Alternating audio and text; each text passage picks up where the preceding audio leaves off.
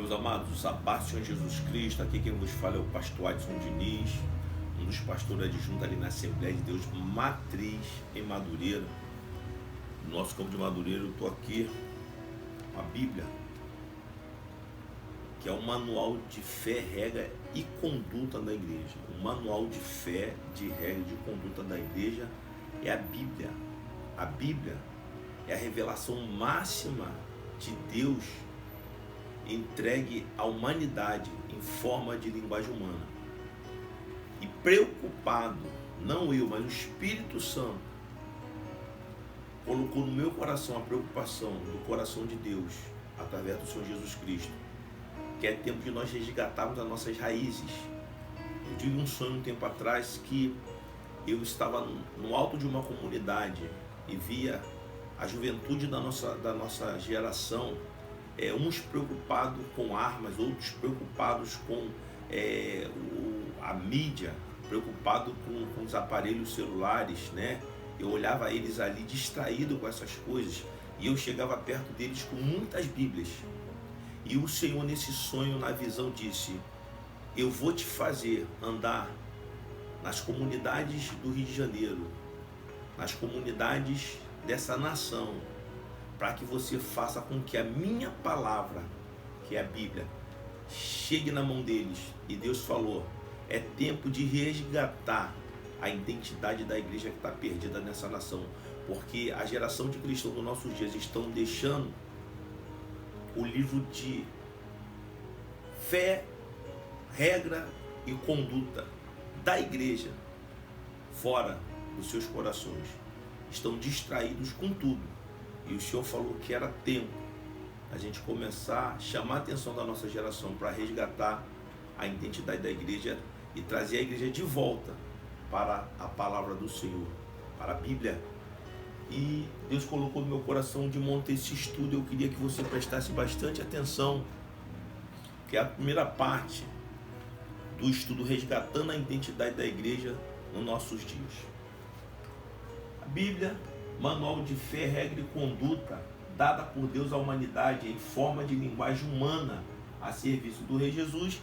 Esse que vos fala é o pastor Adson. Vamos começar por Adão e Eva. Tudo começou em Adão e Eva. Deus cria lá o paraíso, coloca Adão e Eva lá para tomar conta, para que eles tenham poder sobre aquela criação que Deus colocou eles ali, e deixa uma ordem bem específica acerca de todos os frutos que eles poderiam comer naquela região, todo aquele lugar. Eles só não podiam comer o fruto que foi dado uma ordem para que eles não comessem, porque o dia que eles comessem, certamente eles morreriam. Deus estabelece ali um princípio de dar ao homem a liberdade de fazer escolha, sabendo o que pode ser feito e o que pode não ser feito. E o homem simplesmente vai fazer o que não poderia fazer, por deixar de ouvir e obedecer à voz de Deus. Por causa da desobediência de Adão e Eva, vamos passar a conhecer o pecado. O que é o pecado? É a desobediência a Deus. O pecado é quando você faz tudo que é contrário àquilo que Deus colocou no coração do homem para que seja feito. Então o homem desculpado, a Bíblia diz que Deus não tem o culpado por inocente.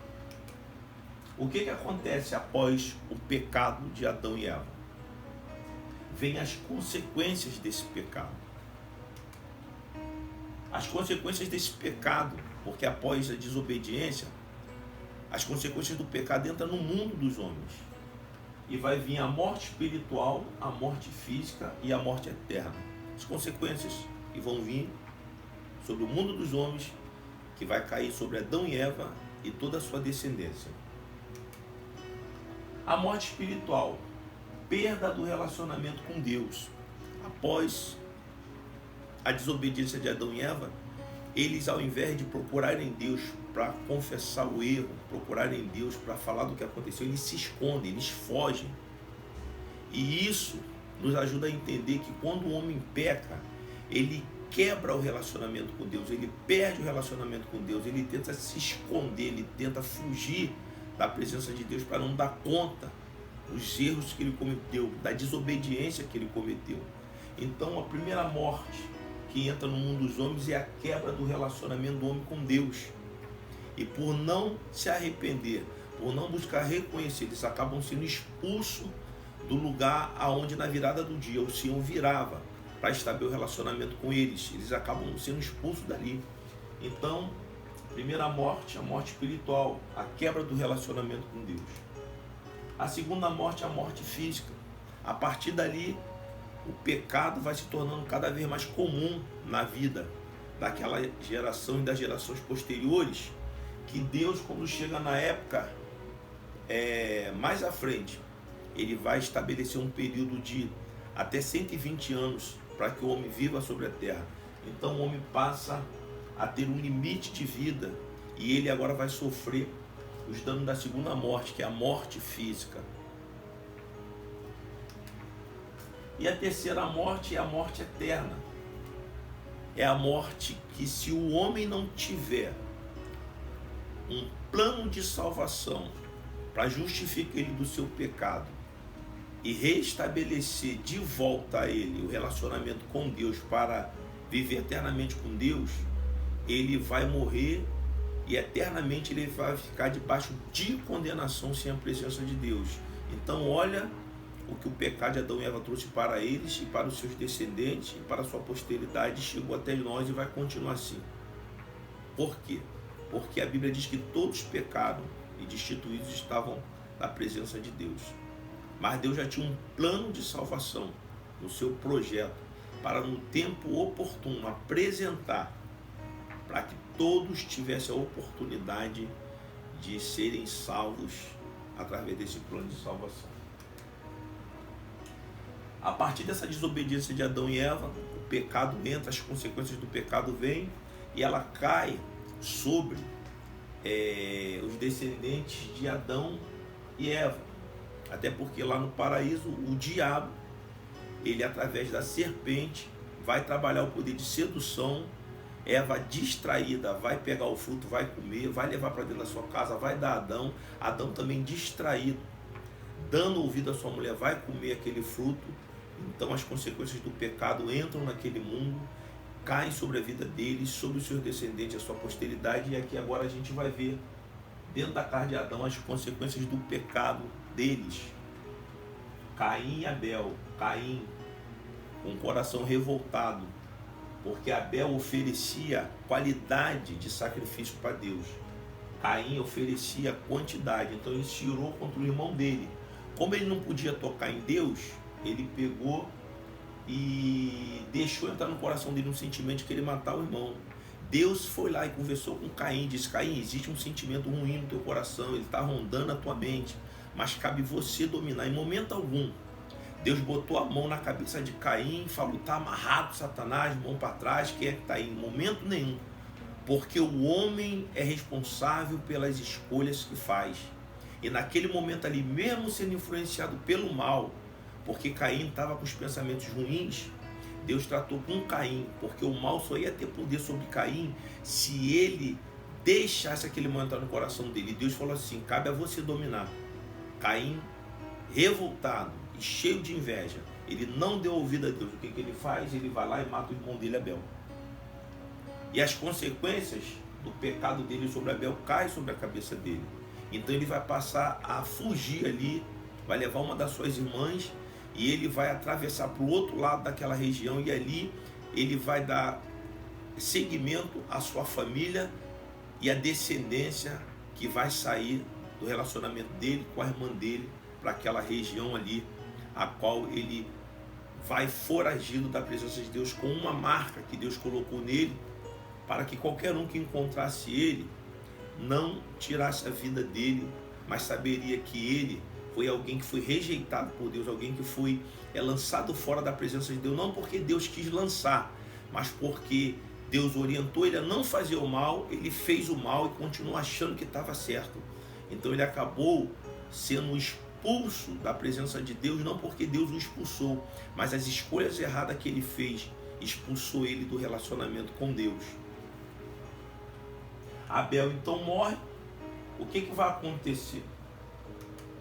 vai acontecer que a morte física de Abel e a morte espiritual de Caim, quer dizer, Abel está morto fisicamente, espiritualmente Caim está morto porque ele perde o relacionamento com Deus mais ainda. E olha o que acontece na família adâmica. A família adâmica agora ela vai esfriar quando se trata do relacionamento com Deus. A quebra do relacionamento com Deus, porque qual é a prioridade de uma pessoa? Qual é a prioridade de um casal?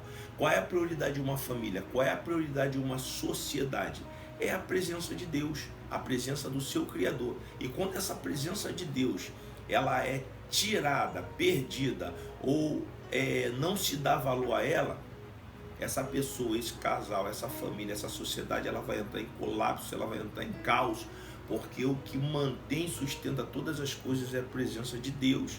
E a família de Adão, por causa da quebra do relacionamento com Deus, por causa da quebra de aliança com Deus, ela acaba perdendo o poder daquele que sustenta aquela família e mantém aquela família unida. Só que tempos depois,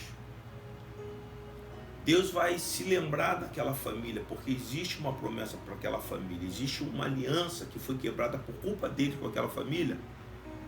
E durante um bom tempo, Adão e Eva, eles ficam sem gerar filhos, porque o mal entrou dentro daquela família. Um filho é morto pelo irmão. O irmão que o matou agora vive foragido como vagabundo sobre a terra, leva uma das suas irmãs. Então, por um bom tempo, o caos entrou dentro daquela família. Por um bom tempo, o pecado e as consequências tirou daquela família o privilégio de manter o relacionamento com Deus. Tempos depois, então, vai nascer Sete. O que Sete vai resgatar de volta na família adâmica? Sete, ele vai ser imagem e semelhança do seu pai. O que Deus está dando a entender quando Sete nasce? Que mesmo Abel tendo morrido, mesmo Caim estando foragido, vivendo como vagabundo, Sete vem dizer para Adão e Eva que Deus mantém a aliança com o homem e que o homem ainda é representante da imagem e semelhança de Deus no plano de Deus na terra entre os homens. Depois de Sete, vem Enos. E Enos é conhecido como aquele que volta a invocar a presença do Senhor. Sete vai representar aquele que diz que o homem é a imagem e semelhança de Deus. Enos é aquele que vai olhar para o cenário da família, para o cenário dos antepassados, vai ver a quebra de aliança com o relacionamento com Deus, vai ver que o esfriamento de servir a Deus acabou, vai ver que Caim mata Abel por inveja, e agora ele também deixa de servir a Deus e vai viver como um vagabundo foragido. Então Sete vem para lembrar que o homem é a imagem e semelhança de Deus, e Enos vem dizer para aquela geração: olha, o que está faltando para a paz voltar, o que está faltando para a alegria voltar na nossa família e no seio da nossa família, é trazer a presença de Deus de volta. Então Enos, ele vai aparecer naquele cenário dizendo: eu vou invocar a presença de Deus. Ele está dizendo: eu vou trazer a presença de Deus de volta, porque quando a presença de Deus sai, o caos se instaurou nessa família, mas eu vou trazer a presença daquele que mantém e sustenta todas as coisas. E ele então invoca ao Senhor, e as coisas passam e começam a mudar naquela geração. Depois de Enos, nós vamos ouvir falar de Enoque. Sete representa a imagem e semelhança de Deus entre os homens. Enos nos ajuda a entender que temos que trazer a presença de Deus para perto de nós, porque sem a presença de Deus não dá. E Enoque vai além de Enos. Enoque, ele vai colocar no coração o seguinte: eu não quero só representar a imagem e semelhança de Deus, eu não quero só invocar a presença de Deus. Enoque, ele vai andar com Deus, e a Bíblia diz que Enoque andou com Deus todos os dias da vida dele, que Deus se agradou de tal maneira de Enoque, que o tomou para si. Olha que coisa linda. O que a presença de Deus faz quando uma pessoa, um casal, uma família, uma sociedade entende o valor dela? Sete entendeu, Enos entendeu, Enoque entendeu. Só que depois, o que acontece? As consequências do pecado continuam sobre aquela geração. Então o que vem sobre aquela geração posterior de Enoque? O pecado, a iniquidade e a transgressão. a corrupção do gênero humano. Os descendentes de Sete se casam com os descendentes de Caim. Isso está registrado lá em Gênesis 6, 1 e 12. O tempo se passa, a descendência de Sete ela está dando continuidade sobre a terra, mas do outro lado, para onde Caim e a sua irmã, que virou a sua esposa, fogem, eles também dão continuidade a uma geração que está em desobediência a Deus, uma geração que deixou o pecado tomar conta, uma geração que vive esse relacionamento com Deus, uma geração que vive como se não fosse filho de Deus, mas como criatura.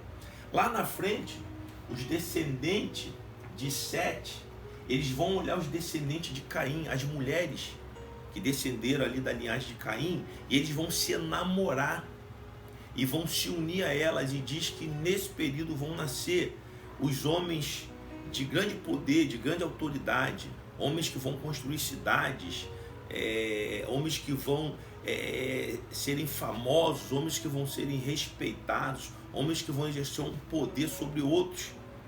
E nessa época, o que acontece? A gente vê a descendência santa, que é os descendentes de Sete, se juntar com a descendência profana, que é a de Caim. Então nascem os misturados. Isso aqui não tem nada a ver com o relacionamento dos seres humanos com os anjos, não, caído não. Isso aqui tem a ver da mistura. E a gente vai ver isso mais para frente aí, o porquê que Deus falou isso. Quer dizer, os descendentes de Sete, que é a descendência santa, reconhecida como filhos de Deus, vai se enamorar pelas filhas dos homens, que são descendentes de Caim, e vão se unir, e vai dar todo aquele problema, que posteriormente a gente vai ver o que vai acontecer. O que vai acontecer? Nesse período, vai aparecer um homem chamado Noé. Noé, ele atrair a atenção de Deus. A maneira de Noé viver era uma maneira tão diferente, porque Sete representa a presença de Deus no homem. Enos, aquele que invoca a presença de Deus para o cenário de volta. Enoque é aquele que anda com Deus. E Noé é aquele que vive de maneira a atrair a presença de Deus. A maneira de Noé era uma maneira de viver tão linda, que o texto bíblico diz que atraiu a presença de Deus. O que vai acontecer nesse período? Deus vai ter que trazer o dilúvio sobre aquela geração que se misturou, a geração de Caim com a geração de Sete, os seus descendentes, melhor dizendo, os descendentes de Sete, os descendentes de Caim, ali se unem, se misturam, e vai trazer um problema, porque os descendentes dessa união vão ser pessoas problemáticas, pessoas totalmente desrespeitosas ao Senhor. E Deus vai encontrar Noé, e Deus vai fazer uma aliança com Noé, com seus 3 filhos, com suas noras e com a sua esposa. Dilúvio vai vir como juízo sobre aquela geração. Vai vir destruição, mas para Noé, sua esposa, seus filhos e suas noras, vai vir a preservação. Sem Cã e Jafé, isso está registrado lá em Gênesis 6, do 13 ao 22. Deus vai trazer o dilúvio sobre aquela geração. E depois do dilúvio, quem vai dar continuidade? Porque toda aquela geração foi destruída. Só foram preservados em toda a Terra, em todo o planeta Terra, a geração de Noé, os descendentes de Noé. Noé, a esposa, os 3 filhos, Sem, Cã e Jafé, e as suas 3 noras. As noras de Noé são as esposas deles. Só que vai acontecer um episódio que Noé vai se embebedar com as vinhas. Um dos filhos vai expor a sua nudez, vai passar aquilo para frente. Os outros 2 irmãos vão cobrir. E Noé, quando sabe disso, vai amaldiçoar um dos seus filhos. E de novo a corrupção, de novo a transgressão, de novo a iniquidade, de novo o pecado tomando conta daquela geração ali, que agora os descendentes de Noé e dos seus filhos. Desses 3, o que vai acontecer? Daquela geração ali de Sem, Cã e Jafé, vão surgir os seus descendentes, na nova geração que está surgindo pós-dilúvio. Só que eles vão se unir de tal maneira que eles vão criar o que ficou conhecido como Torre de Babel, que é conhecida como Porta de Deus.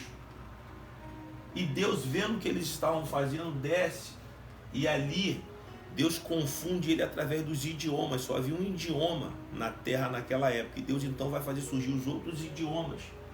E por causa desses outros idiomas que surgem ali naquele período, o lugar vai ser conhecido como lugar de confusão, de separação e de divisão. Está lá em Gênesis 11, do 1 ao 32. E o que Deus vai fazer para dar uma continuidade ao seu plano de salvação através de uma descendência santa? Deus então vai pegar os descendentes de Sem. Está registrado isso em Gênesis 10, do 21 ao 31 e em Gênesis 11, do 10 ao 32. É a descendência de Sem que o Senhor vai separar para poder dar continuidade à linhagem santa, da onde vai surgir o plano da salvação de Deus para a humanidade. Dessa descendência de Sem, Deus vai encontrar lá em Ur dos Caldeus um homem chamado Abraão. Olha que coisa linda. 7 representa a imagem e semelhança de Deus. Enos, aquele que traz a presença de Deus de volta. Enoque, aquele que anda com Deus. Noé, aquele que atrai a presença de Deus. Sem, aquele que dá continuidade à linhagem santa. E agora Abraão, que vai ser conhecido como amigo de Deus. Deus vai lá em Ur dos Caldeus, pega Abraão e diz: sai daí, sai dessa terra da tua parentela, vou fazer uma aliança contigo, e de ti vai surgir uma grande nação. Vai ser de ti que vai haver a aliança da descendência santa, da onde virá o Salvador. Olha que coisa linda. Abraão então se casa, Abraão e Sara, né? Abraão é casado com Sara. Quando ele sai de lá, eles vão ter 2 filhos, Ismael e Isaque. Só que a promessa que Deus fez a Abraão e Sara era que ele esperasse o nascimento de Isaque. Mas assim como Adão deu ouvidos à mulher dele e comeu do fruto sem consultar Deus, aqui também Abraão vai se deitar com a serva de Sara, Agar, e vai fazer com que nasça Ismael, que não tem nada a ver com a promessa que Deus fez a eles.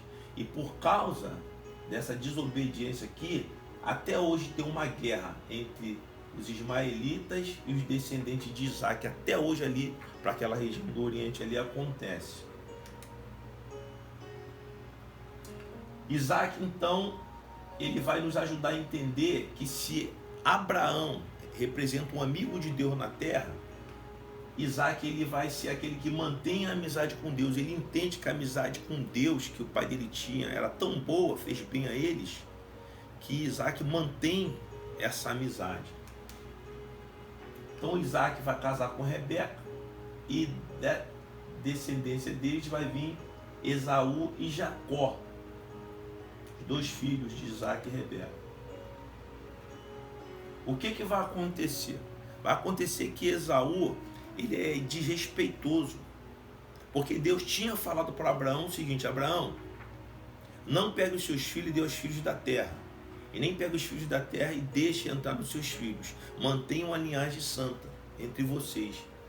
Esaú, quando ele já está adulto, ele vai casar com as mulheres da terra, e uma das ordens que Deus tinha dado os descendentes para Abraão, para os descendentes deles, é que por um período eles iam viver em tendas.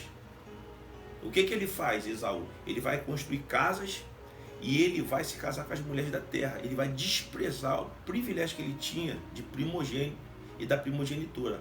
A mãe deles vai se unir com Jacó, vai montar um cenário para enganar Isaac. Isaac vai abençoar Jacó como se fosse Esaú. Então a bênção da primogenitura fica sobre Jacó.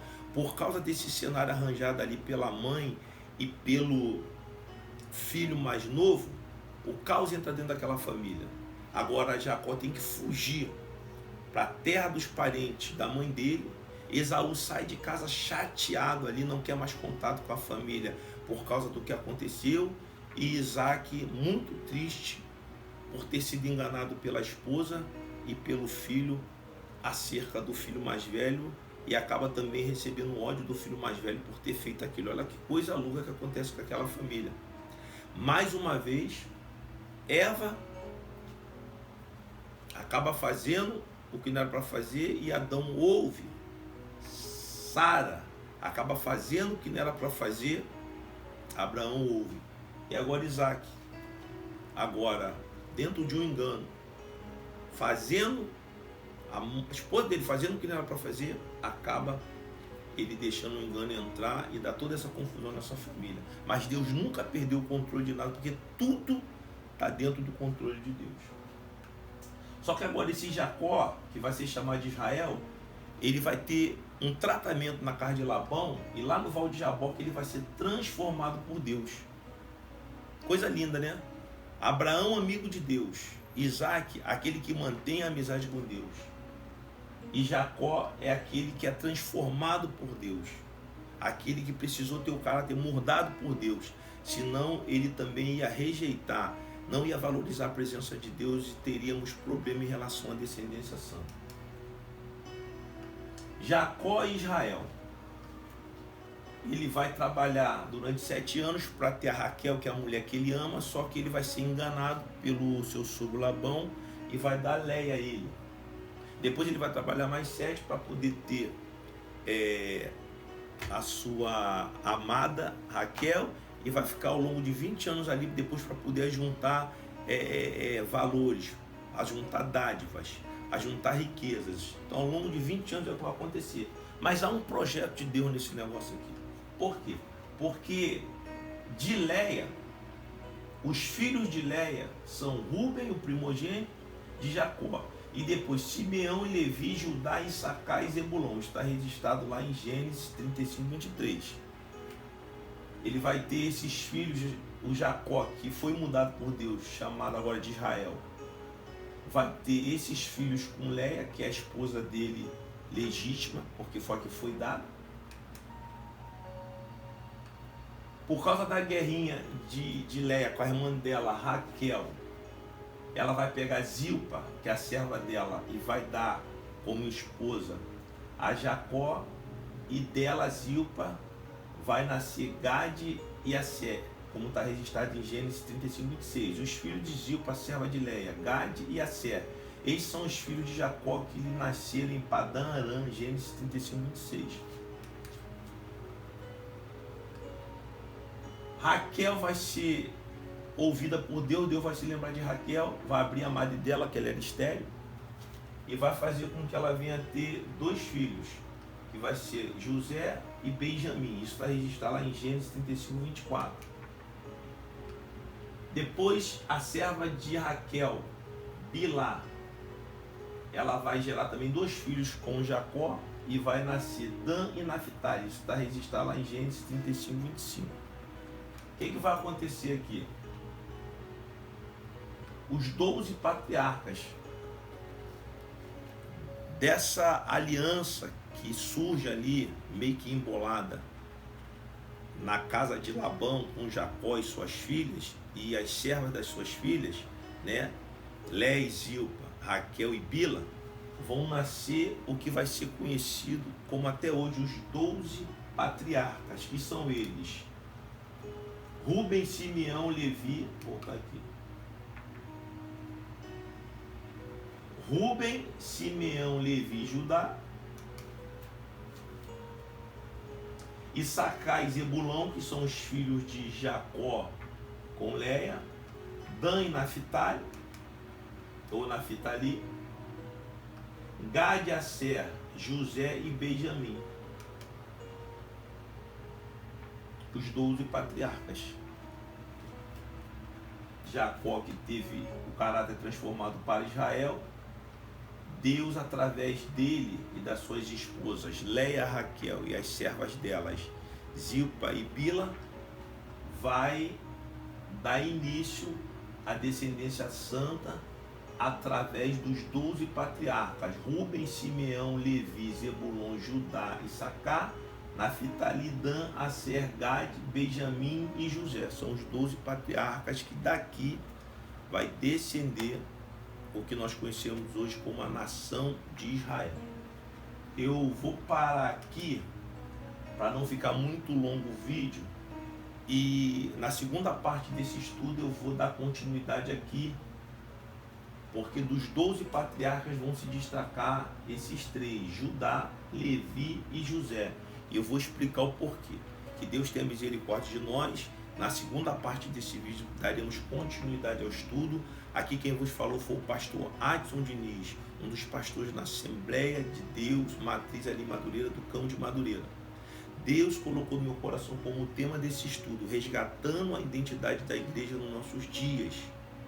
Porque a igreja, ela está perdendo a sua identidade porque ela está abrindo mão do seu manual de fé, regra e conduta, que é a Bíblia.